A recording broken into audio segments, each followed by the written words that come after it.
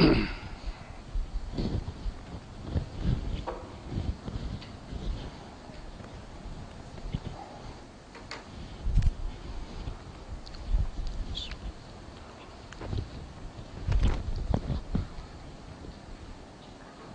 علیکم ورحمۃ اللہ وبرکاتہ۔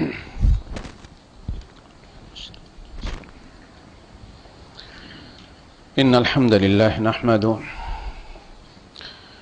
ونستعینه ونستغفره ونؤمن به ونتوکل علیہ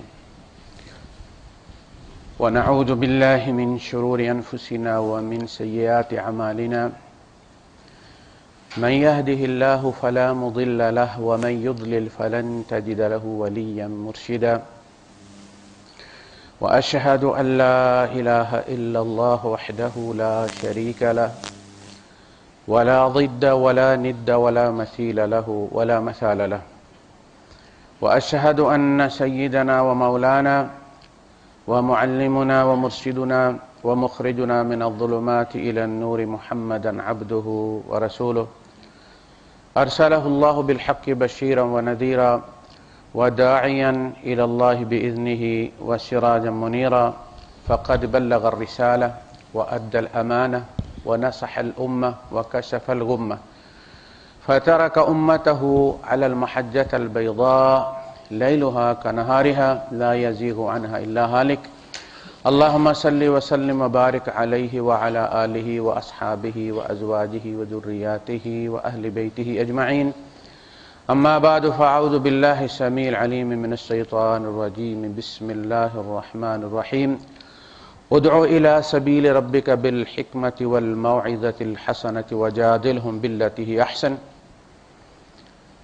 وقال تعالى ولو شاء ربك لآمن من في الأرض كلهم جميعا أفأنت تكره الناس حتى يكونوا مؤمنين صدق الله العظيم رب اشرح لي صدري ويسر لي أمري واحلل عقدة من لساني يفقهوا قولي آمین یا رب العالمین۔ اللہ پاک نے انسان کو بڑے اہتمام کے ساتھ پیدا فرمایا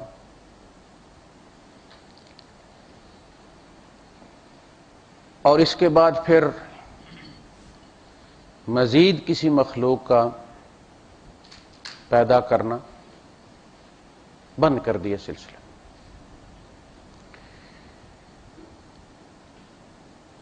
اب آپ کے علم میں یہ باتیں آتی جا رہی ہیں کہ یہ کائنات کتنی وسیع ہے، اسے بنے ہوئے کتنا عرصہ گزرا ہے، یہ کن مراحل سے گزری ہے،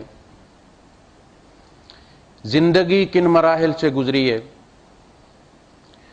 انسان کن مراحل سے گزرا ہے، اور پھر اللہ پاک نے اس میں ہر قسم کی صلاحیتیں بھر کر اس سلسلے کو روک دیا ہے۔ اگر اللہ پاک چاہے تو یہ سلسلہ دوبارہ شروع کر سکتا ہے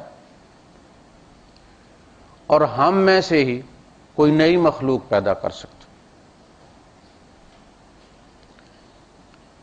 فرمایا اگر ہم چاہیں وَلَوْ نَشَاءُ لَجَعَلْنَا مِنْكُمْ مَلَائِكَةً فِي الْأَرْضِ يَخْلُفُونَ، جبرائیل کی شادی کرانے کی ضرورت نہیں، اس کی نسل چلانے کی ضرورت ہے، تمہارے اندر سے میں فرشتے پیدا کر سکتا ہوں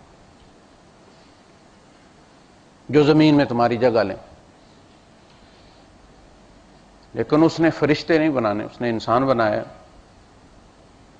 اور اس میں ہر قسم کی صلاحیتیں رکھ دی ہیں۔ فَأَلْهَمَهَا فُجُورَهَا وَتَقْوَاهَا، اس میں فجور بھی رکھ دیا ہے، باہر سے امپورٹ کرنے کی ضرورت نہیں ہے،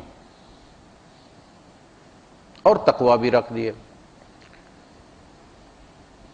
تقوی فرعون کی بیوی میں بھی ہے، فجور نوح علیہ السلام کی بیوی میں بھی ہے۔ یعنی کوئی ایسی چیز نہیں کہ نیکوں کے یہاں بد پیدا نہیں ہو سکتے اور بدوں کے یہاں نیک پیدا نہیں ہو سکتے۔ ابراہیم علیہ السلام کا والد جو ہے وہ بتگاری نہیں، بت فروش بھی ہے،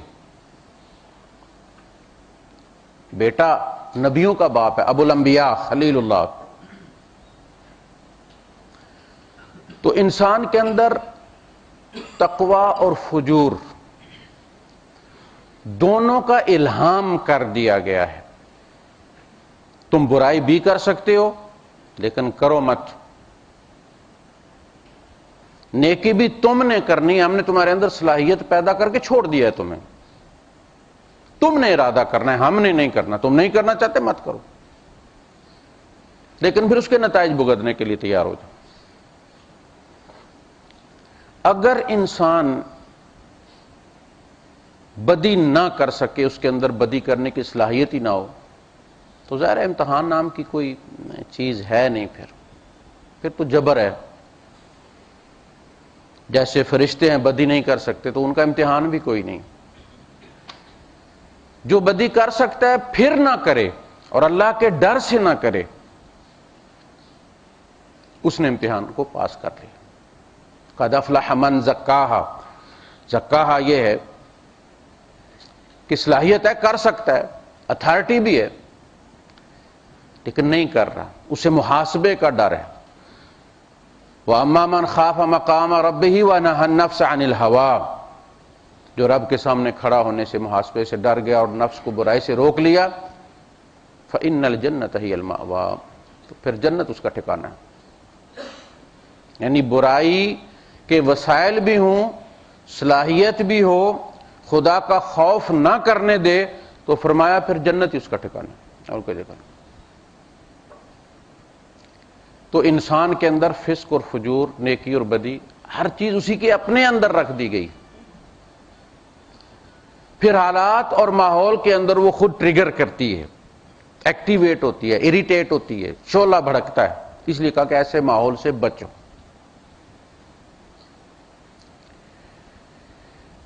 اس انسان کو سمجھانے کے لیے صدیوں انسانوں میں سے ہی انسان اللہ پاک مبعوث فرماتا رہا، انبیاء کی صورت، جو ان کو ان کے احوال حالات سمجھتے تھے. اس کو بند کرنے پنکھے.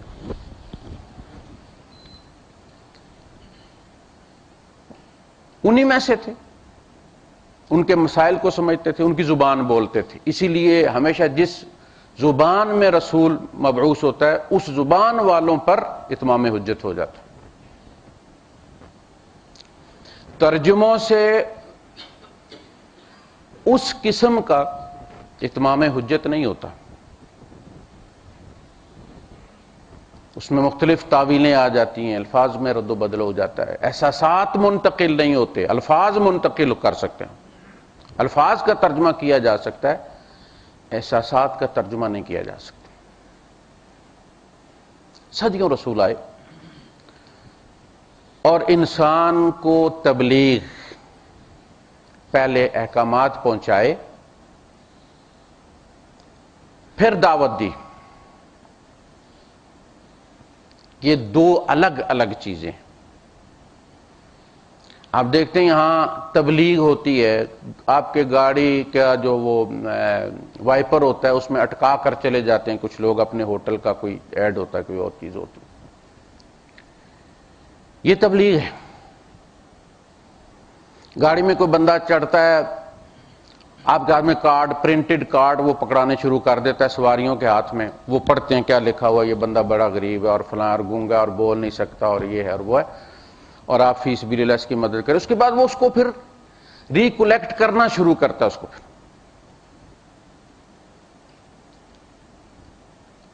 اب جو چاہے وہ اس کارڈ کے ساتھ اس کو کوئی 10 روپے بھی پکڑا دے، نہ چاہے تو خالی کارڈ واپس کر دے.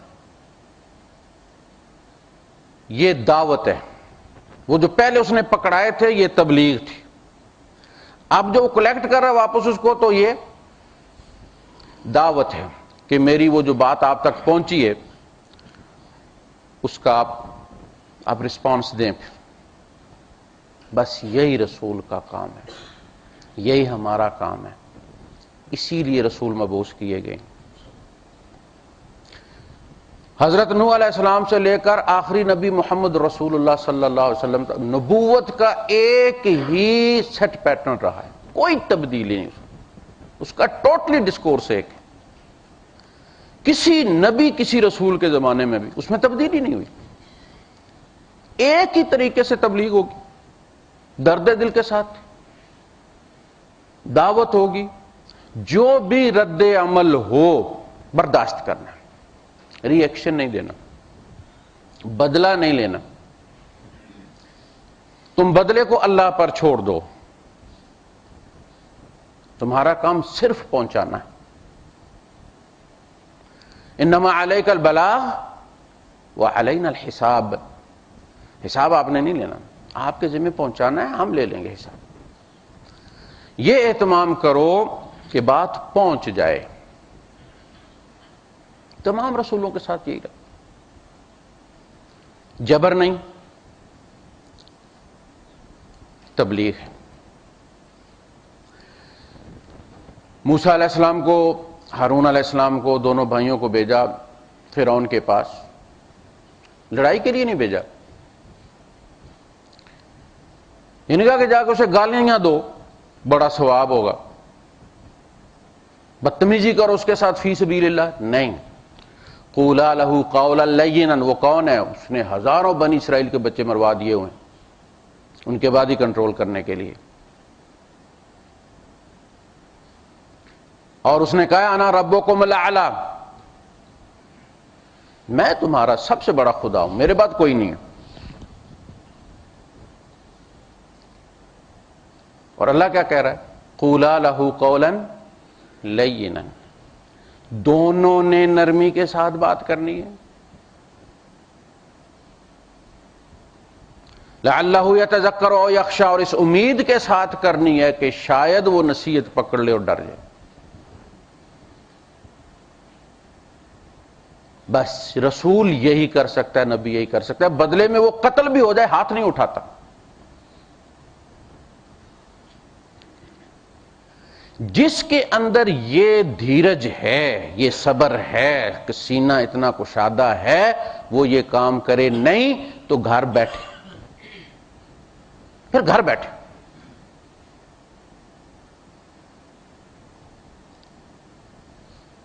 کام دعوت اور تبلیغ کا اسی طرح ہوگا، مر مٹ جائے بندہ، اس کے اندر انا نام کی کوئی چیز نہ ہو کہ جو ریئیکٹ کرے۔ جب بندہ ہماری بات نہیں مانتا، ہم اسے کوئی چیز کہتے ہیں، کوئی حکم پہنچاتے ہیں اللہ کا، اور وہ اس کو نہیں مانتا، تو بندے کی انا پھر یہ نہیں کہتی کہ اس نے خدا کا حکم نہیں مانا، وہ کہہ رہا میرا حکم نہیں مانا، میری بات نہیں مانی، میری انسلٹ ہو گئی ہے۔ وہ انا ری ایکشن پھر دیتی ہے، پھر انا کہتی پھر اسے مار دو۔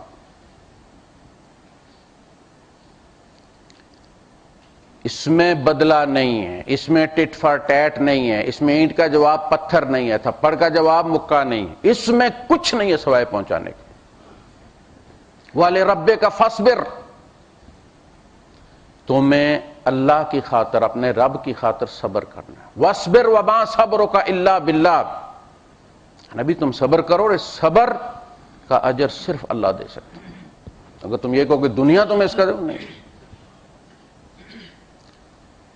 وَلَئِن صَبَرْتُمْ لَهُوَ خَيْرٌ لِلصَّابِرِينَ، اگر تم صبر کرو تو یہ صبر والوں کے لیے بہت اچھا ہے۔ تو انسان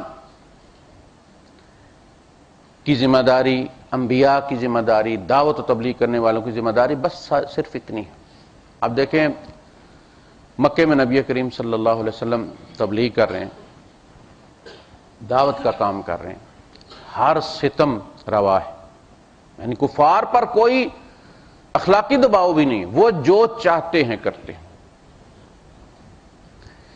انہوں نے حضرت سمیہ جو حضرت عمار بن یاسر کی والدہ تھیں اور یاسر کی بیوی تھیں رضی اللہ تعالیٰ عنہ،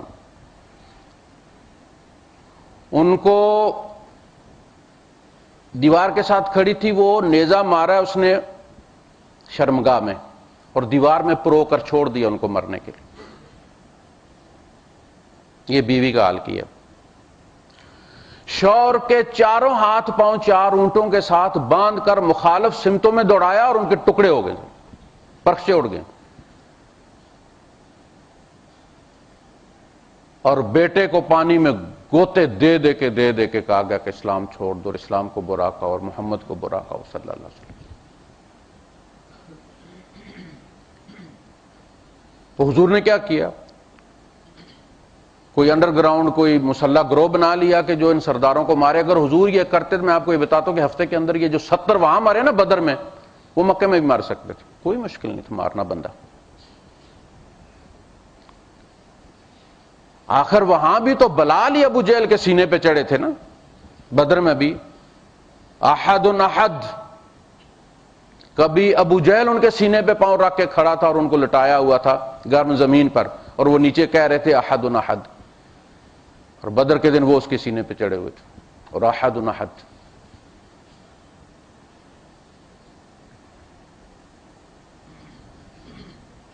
تو وہاں بھی مروایا جا سکتا تھا، کچھ نہیں کیا۔ عبداللہ ابن مسعود رضی اللہ تعالیٰ عنہ نے کسی کے تھپڑ کے جواب میں خود بھی پلٹ کر تھپڑ مار دیا۔ حضور کو پتا چلا تو حضور نے شاباش نہیں دی، آپ نے ڈانٹ دیا، آپ نے کہا کہ یہ کام تو صبر کا ہے، اگر تم صبر نہیں کر سکتے اپنے قبیلے میں چلے جاؤ، جب اللہ مجھے غلبہ دے گا آ جانا تم۔ یہاں جواب نہیں، کفو ایدیکم، ہاتھ باندھ لو اپنے، ہتھکڑی سے نہیں، رسی سے نہیں، اللہ کے حکم کے ساتھ۔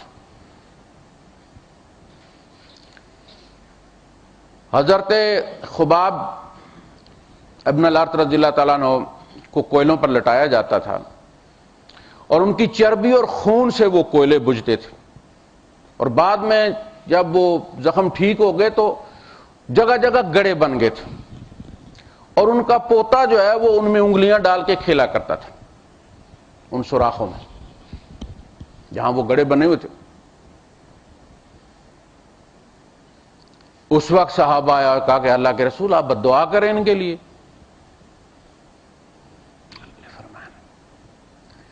اللہ کی قسم تم جلدی مچا رہے ہو، تم سے پہلے لوگوں کے ساتھ اس سے زیادہ سختیاں ہوئی، ان میں سے کسی کو لایا جاتا تھا اور اس کو زمین میں آدھا دفنا کر لوہے کی کنگھیوں کے ساتھ ان کا گوشت ہڈیوں کے اوپر سے اتار لیا جاتا تھا۔ کسی کو لایا جاتا تھا آدھے دھڑ تک اسے دبا کر زمین میں، اس پر کتے چھوڑ دیے جاتے جو اس کھاتے تھے اس کو زندہ۔ تم پر ابھی کچھ نہیں گزرا۔ اللہ پاک نے فرمایا ام حسبتم ان تدخلوا الجنة ولما يأتكم مثل الذين خلوا من قبلكم مستهم البأساء والضراء وزلزلوا حتى يقول الرسول والذين آمنوا معه متى نصر الله۔ تم سمجھتے تم ایسے ہی جنت میں جا گھسو گے؟ وہ کوئی کڈز پارک ہے، کوئی فیملی پارک ہے وہ؟ جب کہ تم پر وہ حالات نہیں گزرے جو تم سے پہلوں پر گزرے تھے، تنگیاں تکلیفیں آئیں، زلزلو، ہلا کر مارے گئے۔ یہی کیفیت تھی پھر غزوہ احزاب میں جب اللہ پاک نے وہ الفاظ استعمال فرمائے وَزُلْزِلُوا زِلْزَالًا شَدِيدًا۔ اس دن مسلمان ہلا کر رکھ دیے گئے، 25,000 کا لشکر سامنے ہے، اندر یہود و نصارہ ان کے ساتھ ملے ہوئے ہیں، کسی وقت بھی یلغار کر سکتے ہیں، قحط سالی ہے، نبی کریم صلی اللہ علیہ وسلم کے پیٹ پر 2 پتھر بندھے ہوئے ہیں۔ بھوک کا یہ عالم ہے کہ صحابہ کے بدن میں جان نہیں ہے کہ اٹھ سکیں، اور سردی کی شدت ہے، انتہائی نامساعد حالات میں۔ منافقوں نے کہا لقد وعدنا اللہ ورسولہ الا ما وعدنا اللہ ورسولہ الا غرورا، ہم سے جو بھی اللہ اور رسول نے وعدے کیے تھے فراڈ ہی تھا، فریب ہی تھا، دھوکہ تھا، مروا دیا۔ یا اہل یثرب لا مقام لکم فارجعوا، اہل یثرب تمہارے لیے کوئی سروائیول نہیں ہے، پلٹ جاؤ واپس دین کی طرف۔ وَلَمَّا رَأَى الْمُؤْمِنُونَ الْأَحْزَابَ قَالُوا هَذَا مَا وَعَدَنَا اللَّهُ وَرَسُولُهُ وَصَدَقَ اللَّهُ وَرَسُولُهُ وَمَا زَادَهُمْ إِلَّا إِيمَانًا وَتَسْلِيمًا۔ اور جب وہی لشکر ایمان والوں نے دیکھے اور وہ حالات دیکھے تو انہوں نے کہا کہ ہمارے اللہ نے سچ کہا تھا اور اس کے رسول نے بھی سچ کہا تھا، اور ان کا ایمان ہی بڑھا ہے، آپ کو بندہ کوئی منزل بتائے کہ فلاں جگہ جب آپ پہنچیں گے تو درمیان میں 2-4 کلومیٹر کا ایریا کچا ہے، کافی جمپ ہے وہاں پہ، تو جب تک وہ جمپ نہیں آئیں گے آپ کے دل میں خودکتنی رہے گی کہ میں صحیح منزل پہ نہیں جا رہا، وہ کچا کہاں ہے؟ اور جب گاڑی اس کچے پہ چڑھے گی، گاڑی کا بیڑا غرق ہو رہا ہوگا، آپ کا دل مطمئن ہوگا۔ ہاں، یہی نشانی بتائی تھی، اللہ نے یہی بتایا تھا نا، وَلَنَبْلُوَنَّكُمْ بِشَيْءٍ مِّنَ الْخَوْفِ وَالْجُوعِ وَنَقْصٍ مِّنَ الْأَمْوَالِ وَالْأَنفُسِ وَالثَّمَرَاتِ وَبَشِّرِ الصَّابِرِينَ۔ جان و مال کی قربانی دینی پڑے گی، گھروں کی قربانی دینی پڑے گی، پھلوں کا اور فصلوں کا جو ہے وہ پکی ہوئی چھوڑ کے تمہیں نکلنا پڑے گا اللہ کی راہ میں، یہ سب ہم تمہیں آزمائیں گے ان کے ذریعے۔ تو جب آزمائشیں آئیں تو انہوں نے کیا کہا؟ انہوں نے کہا یہ تھا وہ جنت کا رستہ جس کا وعدہ ہم سے اللہ اور اس کے رسول نے کیا تھا کہ اس میں یہ بھی آئے گا۔ اب آ گیا ہے، اس کا مطلب ہے ہم سیدھے راہ پر ہیں۔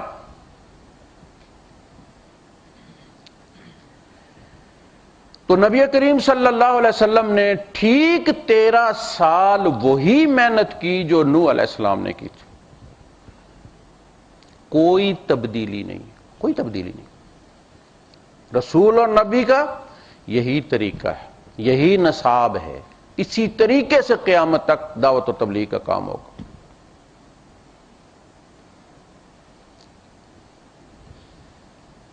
اب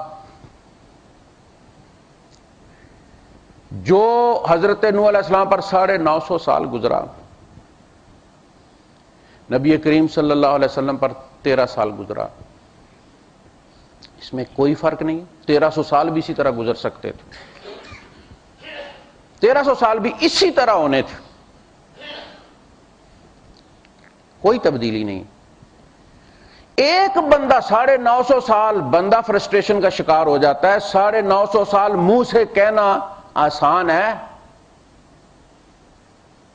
لابث فیہم 1000 سنۃ الا 50 عاما، 1000 سال ان میں رہے ہیں، 50 سال کم، 950 سال۔ ایک بندہ نہیں مارا، بندے مارنے کے لیے نہیں بھیجا گیا۔ تبلیغ اور دعوت بندے مار کے نہیں ہوتی، یہ تو جبر ہو گیا۔ آپ نے بندوق رکھی اس کی کن پٹی پر، آپ کیسے کلمہ پڑھو، تلوار رکھی اور آپ کیسے کلمہ پڑھو، جان بچانی ہے۔ یہی بات اللہ پاک نے سورہ یونس میں نبی کریم صلی اللہ علیہ وسلم سے کہی۔ نبی جبر سے اگر کرنا ہوتا تو میں اچھے طریقے سے جبر کر سکتا ہوں، جبر سے مسلمان بنانے ہوتے، مومن بنانے ہوتے۔ وَلَوْ شَاءَ رَبُّكَ لَآمَنَ مَنْ فِي الْأَرْضِ كُلُّهُمْ جَمِيعًا، تیرا رب اگر چاہتا تو زمین پر بسنے والے سارے مومن ہوتے۔ أَفَأَنْتَ تُكْرِهُ النَّاسَ، کیا تم لوگوں کو مجبور کرو گے حَتَّى يَكُونُوا مُؤْمِنِينَ، کہ وہ مومن ہو جائیں؟ لا اکراہ فی الدین، یہاں صرف یہ پہنچا دو اور چھوڑ دو اسے۔ صرف نیکی اور بدی کا آپشن ہی نہیں دیا، موقع بھی دیے۔ تمہارا کام بات کو پہنچانا ہے، مانتا ہے ٹھیک ہے، نہیں مانتا ہم حساب لے لیں گے۔ تم حساب وَلَسْتَ عَلَيْهِمْ بِمُسَيْطِرٍ، اے نبی تم دروغے بنا کر نہیں بھیجے گے، حساب نہیں لینا آپ نے، ہم لیں گے حساب۔ انما علیک البلاغ، آپ نے صرف پہنچانا ہے۔ آپ سمن کی تعمیل کروانے والے، نہیں آتا نہیں مانتا سمن کو، عدالت دیکھ لے گی، جج سزا دے گا۔ ہمیشہ ہر رسول نے، ہر نبی نے، عیسیٰ علیہ السلام یہی کام کیا، موسیٰ علیہ السلام نے یہی کام کیا، اسی طریقے سے کام کیا۔ دین کے نام پر فرسٹریشن کا شکار ہو جانا کہ یار میں اتنا عرصہ اس بندے کو کہہ رہا ہوں کہ یہ ویڈیو کی دکان بند کرو اور یہ بات سن ہی نہیں رہا، یہ تو کافر ہے، اس کو مارنا چاہیے۔ رات کو بیٹھے خود ہی عدالت لگائی، خود ہی فیصلہ کیا، صبح اڑا دیا، بندے سمیت اڑا دی دکان۔ وہ تو سیڑھیاں بیچ رہا تھا، تم نے تو قتل کر دیا، تم نے تو قتل کر دیا۔ ہر گناہ کے بدلے کوئی نہ کوئی چیز وہاں دے دی جائے گی، کوئی نمازیں کاٹ لی جائیں گی، کوئی حج کاٹ لیا جائے گا، کوئی عمرہ کاٹ لیا جائے گا، کوئی ذکر میں سے کاٹ لیا جائے گا، جان کے بدلے کچھ قبول نہیں کیا جائے گا۔ جان ہی چاہیے، یہ بڑی قیمتی چیز ہے۔ انسان کی جان بڑی قیمتی چیز ہے، زمین و آسمان والے سارے ایک انسان کے قتل میں شامل ہوں، حضور نے فرمایا اللہ سب کو گوتا لگائے گا جہنم کا۔ حضور نے فرمایا جس نے ایک مومن کے قتل میں ایک کلمے کی بھی مدد کی، بات اس کی فیور میں کر دی، قاتل کی فیور میں، اللہ پاک اسے جہنم کا گوتا لگائے گا چاہے وہ کوئی بھی ہو۔ زمین و آسمان میں جو کچھ ہے وہ سارا مٹا دیا جائے، کعبے کو ہدم کر دیا جائے، اس سے زیادہ تو کوئی بے حرمتی نہیں۔ ذالک ایسر علی اللہ من قتل المؤمن، ایمان والے کے قتل سے اللہ کے نزدیک یہ جرم چھوٹا ہے۔ اور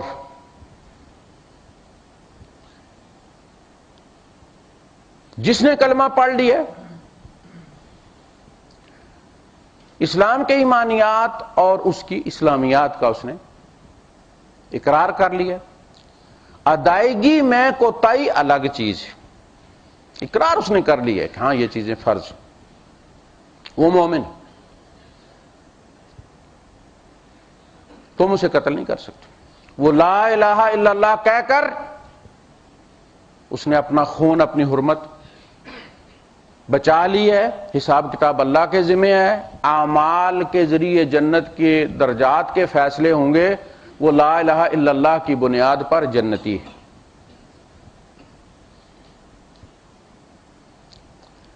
حضرت اسامہ ابن زید رضی اللہ تعالیٰ نے ایک سریہ میں شامل تھے، ایک کافر تھا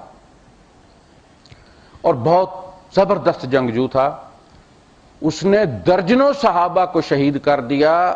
وہ کہتے ہیں کہ وہ ایسا ماہر تھا کہ جس کی طرف رخ کر لیتا تھا اور اسے مارنے کا ارادہ کر لیتا تھا، مار کے چھوڑتا تھا۔ وہ جدھر رخ کرتا لوگ بکھر جاتے۔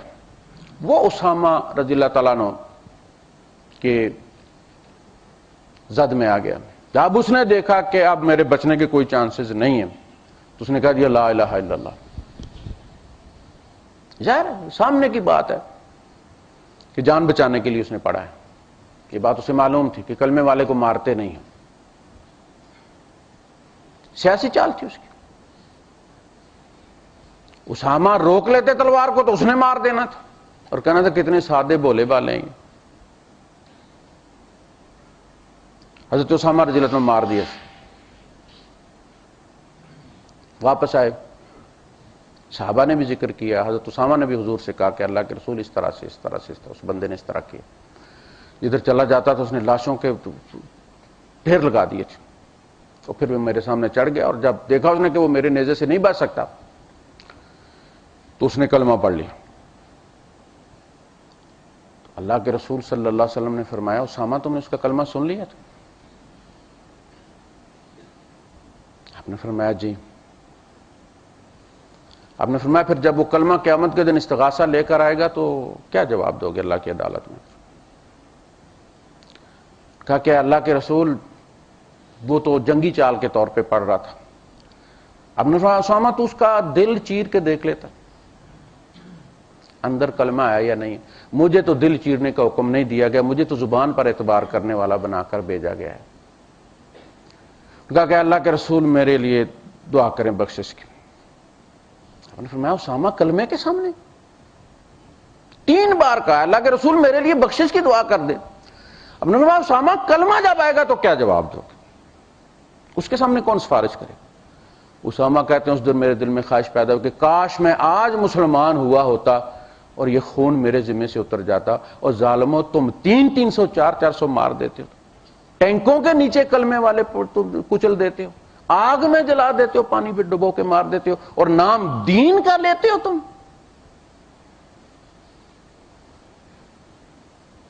اور لوگ بھی ان کی داڑھیاں دیکھ کر شاید دیوانے ہوئے۔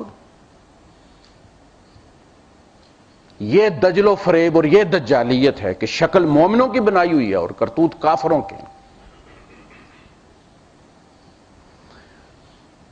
تو نبوت کا کام اور طریقہ کار نوح علیہ السلام سے لے کر نبی کریم صلی اللہ علیہ وسلم تک ایک ہی رائے، وہی جو مکے والا تھا، وہ نبی کا کام ہے.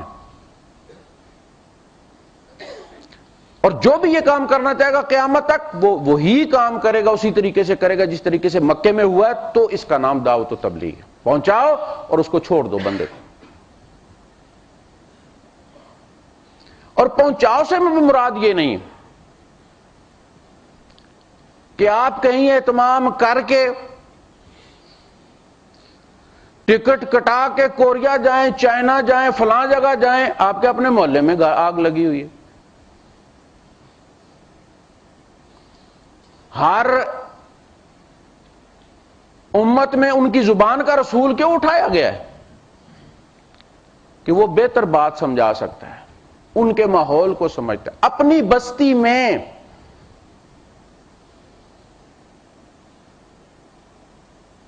دوسری جگہ بندہ جاتا ہے، ترجمان درمیان میں ہوتا ہے، ہم کیا کہتے ہیں، ترجمے والا کیا ترجمہ کرتا ہے، سمجھنے والا کیا سمجھتا ہے. اس زبان میں، دنیا کی ہر زبان میں مسلمان موجود ہیں.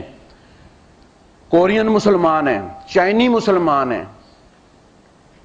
جس ملک میں آپ جائیں گے اس ملک میں مسلمان موجود ہیں. یہ اللہ کا اتمام حجت ہے. وہاں اس زبان میں تقریر کرنے والے مولوی موجود ہیں. یہ ان کی ذمہ داری ہے.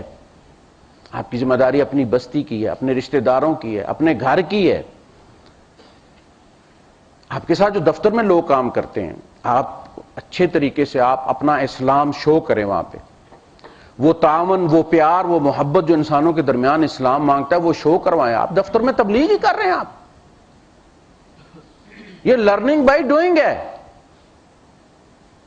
منہ سے کہنے کی ضرورت نہیں.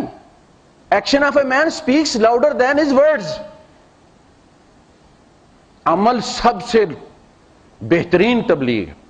آپ تعاون کریں، انہیں کسی چیز کی ضرورت ہے پیش کر دیں، بچا ہوا مبارکباد دیں، کوئی تحفہ دیں. آپ بھی وہ ہاسپٹل میں ہے، جا کے آپ اس کو وزٹ کریں، آپ تیمارداری کریں آپ اس کی. یہ چیزیں جو ہیں یہ اس آہستہ آہستہ جس طرح وہ ساون کی جھڑی ہوتی ہے نا، یہ اس طرح آپ کا عمل ساتھ والے پر ساون کی جھڑی کی طرح اندر کا اثر کرتا ہے اور ایک دن وہ دیوار گر جاتی ہے. اور وہ آپ سے کہتا ہے یار آپ کو یہ، وہ سمجھتا ہے کہ اس کو اس کے دین نے اچھا بنایا، ورنہ یہ میرے جیسا ہی انسان ہے. جب آپ کی صحت اچھی ہو رہی ہے تو ساتھ والا پوچھتا ہے نا یار کس چکی کا آٹا کھاتے ہو بھائی. کوئی کپڑا آپ اچھا لیتے ہیں، ٹائی اچھی لیتے ہیں، شرٹ اچھی لیتے ہیں، وہ پوچھتا نہیں ہے کہاں سے لی ہے، کتنے کی لی ہے. اسی طرح جب آپ عمل اچھا کریں گے نا، پوچھے گا یار یہ ہمارے اندر وہ چیز ہے ہی نہیں. دنیا کی بدترین قوم اخلاقیات نا اخلاقیات ہے. وہ کیا بیچنے جاتے ہو یار تم؟ ہمارے پاس کچھ بھی نہیں ہے. نبی کریم صلی اللہ علیہ وسلم کے پاس اخلاق تھا جس کی گواہی دشمن بھی دیتے تھے. خیر، یہ دعوت گھر میں بھی عمل سے ہوگی. ہمارا اپنا عمل درست ہوگا، اولاد ہمیں فالو کرے گی، کہنے کی ضرورت نہیں. وہ چھوٹا ہوتا تو میری جوتی پہننا شروع کر دے، پاؤں گھسا دیتا ہے، گر جاتا ہے، بار بار پہنتا ہے. میری ٹوپی سر پہ رکھ کے وہ قاری صاحب بننے کی کوشش کرتا ہے. وہ میں جو کرتا ہوں اس کو یار. تو اسی طرح عمل میں بھی ہوگا نا. آپ اگر جھوٹ نہیں بولیں گے اولاد کبھی نہیں بولے گی. آپ اولاد سے ہی جب بلوائیں گے اور پھر اسے کہیں گے کہ بیٹا، آپ اولاد کو ہی بھیجیں گے سگریٹ لینے کے لیے اور پھر آپ کہیں گے کہ بیٹا سگریٹ مت پینا. گھر میں تبلیغ کریں.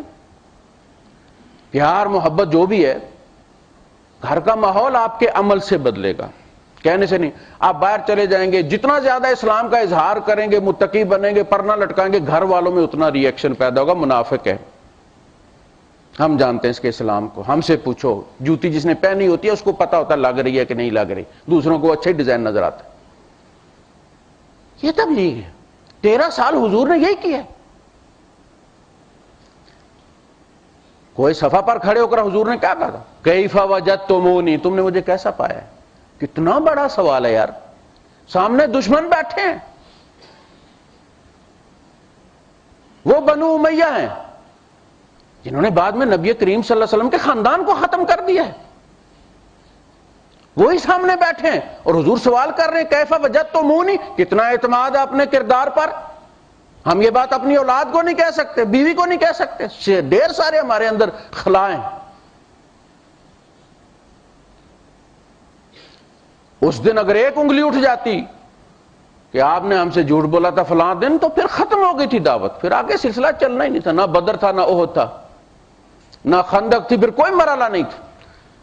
کردار کی بنیاد پر دعوت ہوتی. خیر، چند ایک انبیاء ایسے ہیں کہ جو پھر حکومت میں بھی پہنچے ہیں. یہاں فرق پڑا ہے، یعنی نبوت کی تبلیغ اور دعوت کوئی فرق نہیں ہے نوح علیہ السلام سے لے کر محمد رسول صلی اللہ علیہ وسلم کے 13 سالوں تک، مکے والے 13 سالوں کے بعد. جب حضور حکومت میں آئے، ایک سٹیٹ بنی ہے، سٹیٹ کی اپنی ڈائنامکس ہے، اس کا اپنا میکنزم ہے. وہاں تغیر آ گیا پالیسی میں. ابھی رستے میں تھے کہ فرمایا اوذن للذین یقاتلون بانہم ظلموا وان اللہ علی نصرہم لقدیر. اب اذن دے دیا گیا، سٹیٹ بن گئی. اب سٹیٹ کے اپنے میکنزم ہے، اس کو اپنا دفاع کرنا ہے. جس طرح فرد کا گھر ہوتا ہے اس طرح قوموں کے گھر ہوتے ہیں، وہ ملک کہلاتے ہیں. آج کل تو ان ملکوں کی لکیروں کو تحفظ حاصل ہے، کوئی دوسرا ملک اب کا قبضہ کر بھی لے تو 2-4 سال بعد اس کو چھوڑنا پڑتا ہے. اس زمانے میں یہ نہیں تھا. آج یہ ہمارا ملک ہے، اگلے دن 10 بستیاں اور اس میں شامل ہو جاتی تھی، اگلے دن 10 کم ہو جاتی تھی. جہاں آپ کھڑے ہیں وہ آپ کا ملک ہے. اس وقت سٹیٹ کو اپنا دفاع کرنا پڑتا ہے. اس کے بعد جتنی بھی پھر جنگ کا آرڈر جب ہوا تو وہ پھر ریاستی پالیسی کے طور پر ہوا ہے، دعوت و تبلیغ کے طور پر نہیں. دعوت میں جنگ نہیں. ریاست نے اپنا دفاع کیا بدر میں، احد میں، غزوہ خندق میں. اور اس کے بعد جب مسلمان نکلے وہاں سے تو کیوں نکلے؟ اس لیے کہ باقی قوموں نے دیکھ لیا تھا یہ چڑھتی ہوئی ایک قوم ہے، ان کو ختم کرنا ہے. اگر مسلمان عراق میں نہ جاتے اور ایرانیوں کو فتح نہ کرتے تو ایرانی تو تلے بیٹھے تھے اسلام کو مدینے تک پہنچنے کے لیے. یہ ریاست کے دفاع کے لیے اس کے اپنی، میں نے عرض کیا کہ اس کے اپنے پر میکنزم ہے، وہ اپنا دفاع اپنے طریقے سے کرتی ہے. آئین بنا ہے، معاہدہ لکھا گیا، مدینے میں نہیں لکھا گیا. اس معاہدے پر دستخط کرنے والے یہودیوں، عیسائیوں اور مسلمانوں کو ایک امت کہا گیا، من دون الناس. یہ وہ مسلمان جنہوں نے وہ سائن کیے مدینے والے، اور وہ مسلمان جو اس سے باہر قبائل میں ہیں، وہ ایک امت نہیں. وہ یہودی جو اس معاہدے سے باہر ہیں اور عیسائی اس معاہدے سے باہر ہیں، وہ الگ امت ہیں. جن لوگوں نے اس معاہدے پر دستخط کیے یہ الگ امت ہے، من دون الناس. یہ آئین ہے. لہذا جب اس آئین کی انہوں نے خلاف ورزی کی تو ریاست نے بالکل غداری کے تحت پھر ان پر جو بھی کیا ان کے ساتھ کیا ہے. یہ دعوت اور تبلیغ کا یہ پروسیس نہیں ہے جس میں ان کو پھر مارا بھی گیا اور سر بھی اتارے گئے اور ملک بدر بھی کیا گیا. دعوت و تبلیغ میں یہ نہیں ہوتا. یہ ریاست کا ری ایکشن ہے. ریاست اپنے بچاؤ کے لیے یہ کرتی ہے. عمر فاروق رضی اللہ تعالیٰ فرماتے ہیں کہ اگر میرے بس میں ہوتا تو میں ایران اور عربوں کے جزیرۃ العرب کے درمیان آگ کی دیوار کھڑی کر دیتا، اس لیے کہ وہ فتنوں کی سرزمین ہے. لیکن ان کو فتح کیے بغیر اب گزارا نہیں ہے. وہ روز حملہ آور ہوتے تھے. کتنا عرصہ اجازت نہیں دی. وہاں کے گورنر نے لکھا کہ یہ تو روز چڑھے آتے ہیں، جب تک ہم ان کو قابو نہیں کریں گے فتح نہیں کریں گے. اسی طرح افریقہ تک جب گئے ہیں تو اسی ری ایکشن میں گئے کہ رومنوں کے ہاتھ سے یہ علاقے لے لیے جائیں اپنے ارد گرد کے، تاکہ خطرہ نہ رہے. اگر آپ نہیں نکلیں گے تو پھر وہ نکلیں گے.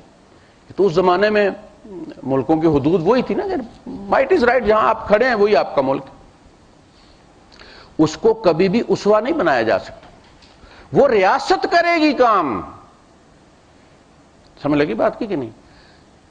وہ جنگیں، وہ لڑائیاں، وہ ہتھیار، وہ ریاست کا کام ہے.